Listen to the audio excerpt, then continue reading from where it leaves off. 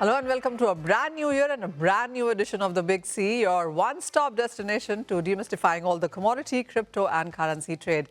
I'm Manisha Gupta, live from the CNBC-TV18 Prime Ionic Wealth Studios. A quick read-through of the global equities on the final trading day of 2025. Well, the indices on Wall Street closed muted after what was a four-session losing streak, even as the declines were mild. Even as the action was muted, the S&P 500 closed the year with gains of over 16% for the year. The tech-heavy Nasdaq bode higher on the optimism and locked gains of around 20%. Finally, the 30 stock Dow lagged due to the lack of tech representation, ended 2025 with a gain of around 13%. Back home, it's a lackluster move that we've seen on Dalal Street. Nifty is just about managing to hold well above that 26,000 level mark. There are pockets of green in the banks and mid-cap names, though, today. And as anticipated, the cuts are deep in crude oil prices that recorded a loss of nearly 20% in 2025 on the back of oversupply concerns mounting and sanctions on Russia, Iran and Venezuela. Joining us on the show now is Peter McGuire at trading.com and Kaynat Chainwala is AVP Commodities at Kotak Securities. Thank you so much for joining in and a very happy 2026 to you. And thank you for joining us on the first day of the year itself. Peter, this one is to you. You rang in the new year, the first across globe there. How has it started with you? Of course, the volumes are very, very thin. We've seen some moves come in for the Asian markets. But having said that, I would want to start with silver first because that is where we saw record highs. The best ever, triple-digit gains coming in for that one. What's your sense for the first half of 2026 now? Well, Happy New Year, Manisha. Lovely to see you and greetings from Sydney. I'll tell you what, if you could not have written the script this time last year on the 1st of January, one would have laughed if I said it was up 170% for silver. No one would have believed it, Manisha. It's shaken everyone to their core. And it's been breathtaking over the last couple of months, and we've seen just big volatility swings. And the situation as far as Shanghai, what's going on is with COMEX and raising, margin requirements. You're also the underinvestment across that whole sector. It's nearly at the point of a perfect storm. And I think that you're going to see incredible volatility running into this month. We're seeing moves, Manisha, up 7 and 8, down 10% in a day. So, this is very, very unusual trading environment. And I think it's going to be very exciting over the next couple of weeks. Oh, absolutely. And much of that move, would you say, Peter, came in the last week of December? I mean, that is when we saw all-time highs and then a very sharp correction before we closed the year. Absolutely. We took out nearly $84, $85, Manisha. I had a run there and, it was $82. I thought, I'll throw something out there to see if it even gets near it. And it not only got near it, but it booted it to the upside. So, just big swings. I think that the last week, and you know what I've really noticed in markets over many, many decades? That time between Christmas and New Year, it's not unusual to see big blowouts as far as moves. And that was really demonstrated this year. People think that this market you can just go away from. I tell you, the opportunity in the last week or so has been just so dramatic. And we're off to a flying start for January 2026. Oh, yes.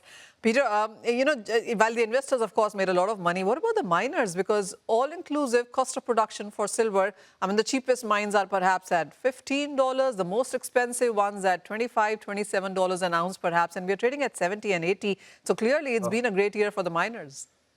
Absolutely, Manisha. Their balance sheets are full. Forward earnings, the management teams would be all congratulating themselves. The analysts would love them. They're in a real sweet spot.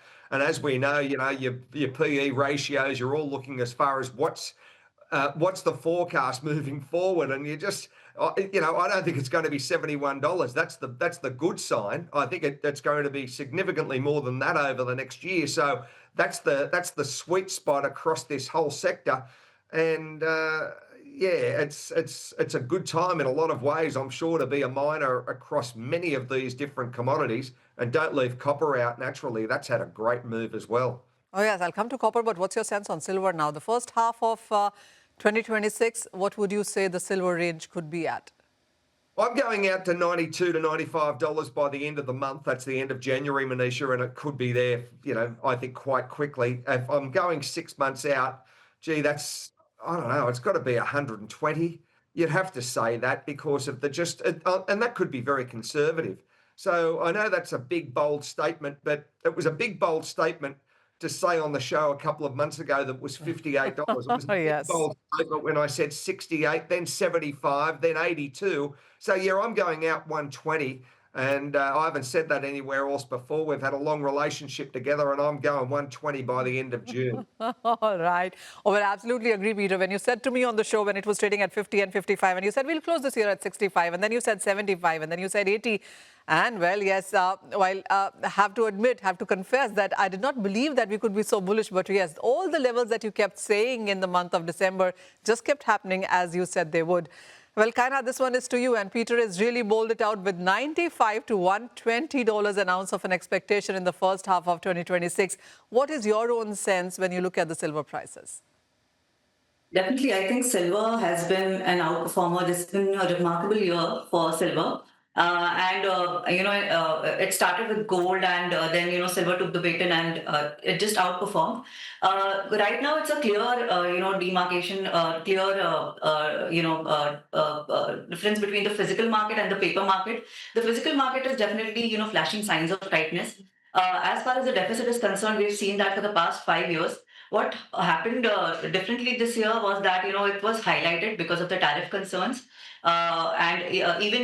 what the market dislocation that we've seen between LBMA and the inventories, the physical metal moving from COMEX, Shanghai, and LBMA, between these three centers. And because it moved to COMEX, there we have seen that Shanghai inventories have also come down to the decade low levels. So overall, this tightness which has been highlighted this year has been a major boost for silver prices. Yes, what's happened in the last 2 weeks has been quite a run up in silver, and because of the margin hikes, we've seen that it's pulled back. But yes, the overall, because the fundamentals are positive, the demand drivers, the new demand drivers that are there, they are bullish.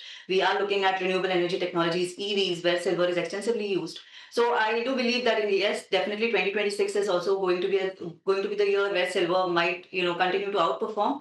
And yeah, I feel that once silver breaches $85 and sustainably stays above those levels, then 95 to $100 is definitely possible in the first half. All right. So if it keeps above 85 and takes those levels, then $100 an ounce is where we're looking at the prices. So of course, some targets to achieve before we get to that level. Let's talk about copper now. And Peter, you mentioned about that, on how we've seen strong gains onto this one. Is copper going to outperform silver? Silver, yes, will outperform gold, but can copper do that? I don't know if it can outperform it from a percentage term, Manisha, Okay. because, but I can't underplay it. We've had nearly a 12.9 handle on the LME. I think it's running at around about 12.5 at the moment. The potential upside, I thought that 13,000 would really be such a huge, landmark point in time that it's really going to take it's a lot of momentum to get there, and it might be there by April or May. The way it's moving at the moment, it'll be there in the first week or so of January. So I think that the upside is, you've got to say, probably that 14,000 handle is very achievable, and the overall momentum, there it is on the screen, up 41% for the year. You can't sneeze at that. They're huge numbers for the industrial metal complex. And 14,000's got to be a headline number to certainly consider, and whether it gets there in the first half or it takes 3 quarters, but I think it'll get there certainly over the period of 2026. Kaynat, what is your own sense? Because yes, while we are talking higher highs for most of these commodities here, how far do you see copper prices going? Copper, I do believe that, we've seen that in case of mine supply and disruptions, there have been a lot, and from major countries like Peru, Chile, Indonesia, and especially from Indonesia, it's going to the supply restart would start somewhere in mid 2026. So we get a sense of how the production, is balanced from there. Right now, it's expected that the copper market will be in deficit in 2026. So overall, and even for all the hard metals, hard assets, I would say for the metals specifically, the renewable energy AI data centers is a major demand driver. So that's one of the major factor that will be supportive of copper prices. Apart from that, we are actually looking at more rate cuts in 2026 once Fed chair resigns and new Fed chair comes in. Maybe more rate cuts on the line, and so that will be supportive. But yes, copper being a macroeconomic driven metal or a commodity, like we call it Dr. Copper. So if the economic sentiment, if there is some concern or some recession concern or slowdown concerns, the rally in copper might slow down. That's why we are looking at a 10 to 15% rally upside in 2026. Yes, the supply demand drivers are very bullish, and they remain bullish for the long run. But this year there are a lot of unresolved, geopolitical concerns, macroeconomic, monetary policy concerns. Also, we have Trump's midterm elections, so there is going to be a lot of volatility. So yes, copper is poised for more upside, but the upside could be capped because of macro concerns. Oh, yes, absolutely. The midterm U.S. elections and then, of course, the new U.S. Fed chief are going to be a couple of things to watch out for the international markets there. But do stay on with us because we'll go for a very short break. When we come back, we'll put more focus to the energy markets there, where we have seen the biggest decline come in last 5 years in case of the crude oil prices. We'll also talk about natural gas after this very short break.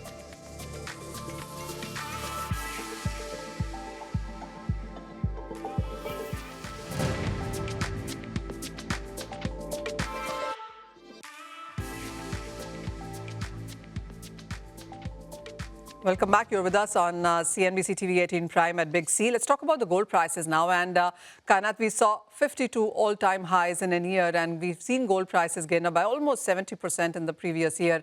2026, what's your targets, and how would you want to trade this one? Definitely, last 2 years, gold has been an outperformer, and we expect the positive trend to continue in gold. Like I said, because of rate cuts, one of the reasons behind the continuing rally in gold.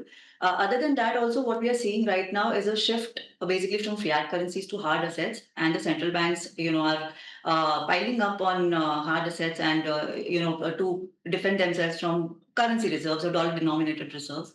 So that shift is definitely one of the factors that's going to support commodities, all the commodities for that matter, in the medium to long term. So that is one of the reasons. But yes, of course, we are also looking at geopolitical crisis. If there's any resolution on the geopolitical front, we might see some pullback in gold prices. Historically, we've seen that gold prices, when it pulls back, it is 15 to 20%. So a similar kind of pullback is expected in case of any major geopolitical resolution. Or we have seen that central banks have been continuously buying the last few years, and if slowdown happens on that front also, it might impact prices to a certain extent. Peter, how are you looking at gold, and would you believe that silver will outperform gold, or do you think gold is a better place to be invested in and silver is something you trade? That's a big question, Manisha. I tell you what, you could discuss that for a month and still not be near the answer. I've put a 4,745 handle as far as achievable by end of month. That's the end of this month, January. And it may well get there. I mean, you're seeing, again, big swings across the sector.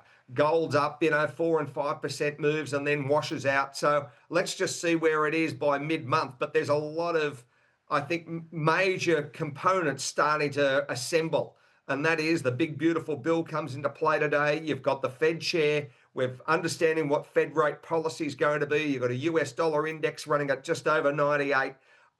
The overall theme, I think, is, incredibly strong equity markets.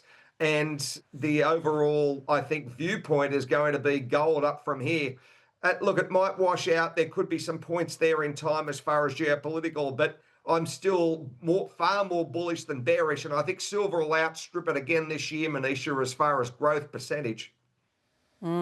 47, 45 by the end of Jan, and by the end of, what is your best case scenario then, Peter? It's got to be a 5+ handle. Maybe a 52. And let's just see how there's so many big themes that have to play out. This is a long year, Manisha. What we saw last year was big, but I think in some ways, geopolitically and domestically, as far as the internal engine of the United States, I think this is a bigger year if you're looking at it on paper. Sure, we had a new presidency last year, but this year you're talking about Fed chair, you're talking about midterms, we're talking about the Fed being more aggressive. Is it going to be with Fed rate policy? What's happening as far as US dollar? Equities at all-time highs. We've had a big year, and I think it'll build on that. So, that 52 handle, 53, let's just see how the momentum. I'm sure we'll have many talks over this year, and we could be laughing at ourselves again saying that was very, very reserved as far as forecast. All right. Let's talk about the energy markets now. And we didn't see a lot of bullishness in there. And that the reason is evident clearly because we've seen surpluses there. Geopolitics, yes, but the surplus really weighed way more higher than that. Third year of decline, Kainat, and we've seen the worst performance from the crude oil prices since 2020 and a 20% decline at that. How are you approaching 2026 in sense of energy? Definitely, I think crude oil is entering 2026 on a very cautious tone because what we've seen in 2025, there have been a lot of geopolitical tensions. But, more than episodic spikes, we haven't seen any sustained upside in crude oil prices. Having said that, I do feel that, the range for 2026 could be around $50 to $70 a barrel because around $50, I think, could make a lot of producers uncomfortable and the supply might be reduced at that point in time. So we do feel that broadly it will be in a range. But yes, the tone is bearish because overall the supply, from non-OPEC supply is definitely increasing, and that's weighing on prices. Apart from that, OPEC also has an option to start unwinding the output cuts, although they have paused it for the first quarter. But in a defensive versus offensive mode, if it comes to market share, then OPEC also might come and participate in the markets because for them, lower prices would be, they can still afford to do it compared to other big producers. So I feel that also remains a major risk for oil prices. So yes, I would say it is cautious. Yes, we could see spikes, basis geopolitical risk in Venezuela because it's a major, it has one of the biggest oil reserves. So yes, definitely disruptions there, which are already happening. So, those disruptions could continue to provide temporary upticks, but sustained upside does not really look, possible in case of crude. So we might see crude broadly moving in a range of $50 to $70 in 2026. Peter, what is your own sense? Well, I think it's the structural weakness, what we've seen in the last couple of years, Manisha. Big washouts continue. So you've got to say 50's got to be that, I think, that line in the sand. Does it take it out? Is it aggressive to the downside? Does it crunch a 45? Let's just wait and see. But I think 50 for NYMEX, 54, 53 for Brent. And I just want to see the velocity. And if it is as much a free fall event or it turns into an avalanche. And I just want to, I think, gauge it. We saw what happened last year, 25, and I'm expecting possibly another 15, 20% washed out. All right, so bearish 2025 and 2026 rather, and we could be looking at $50 on the lower side for the NYMEX prices there. What about natural gas, Kainat? Because we've seen steady moves onto this one. The winter demand is expected stronger. Seasonal inventories are below the 5-year averages. Almost everything seems to be working fine, but we haven't seen gas behave the way it should have given the fundamentals.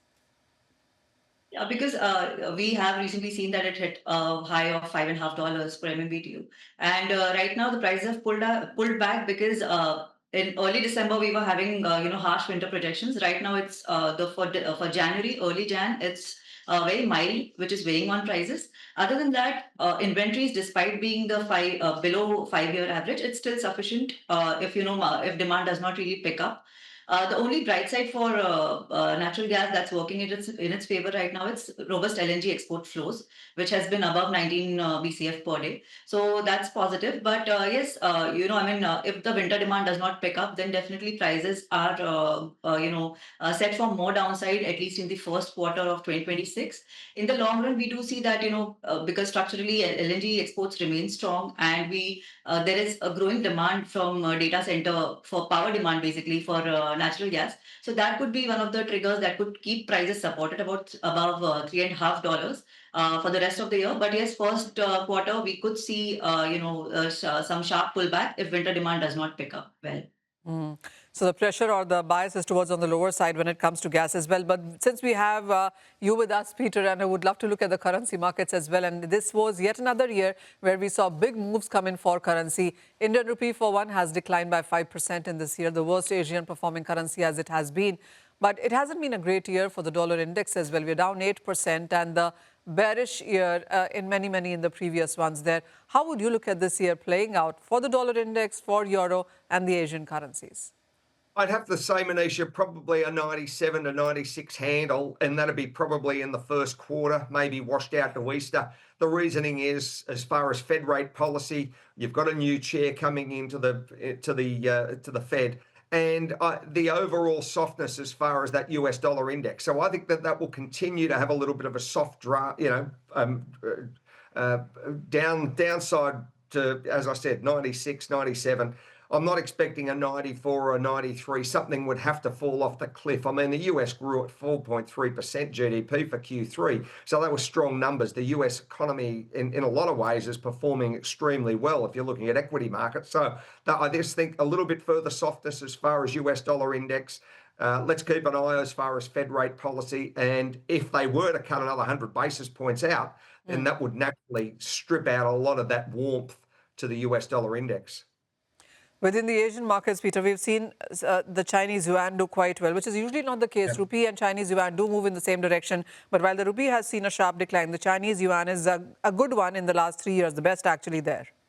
Yes, absolutely. Yeah, that's been a bit of a surprise to the upside. I understand the positioning as far as rupee and, and the softness. So, that they are cyclical. Currencies are cyclical.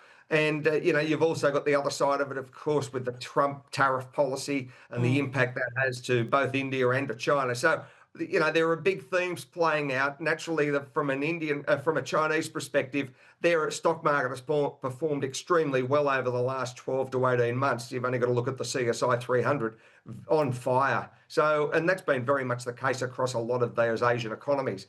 Where the Indian economy is at the moment, softness as far as the rupee, and let's just see where that rolls as far as first quarter. Kaynat, your final word on the Indian rupee, because when we started on 1st Jan 2025, the view was that, as always, is the norm that we might be looking at a 3 to 3.5% of a depreciation coming for the currency. But at one point in time, we did go all the way down to 6% of a depreciation as well. So from where we stand right now, how are you looking at or forecasting rupee for 2026?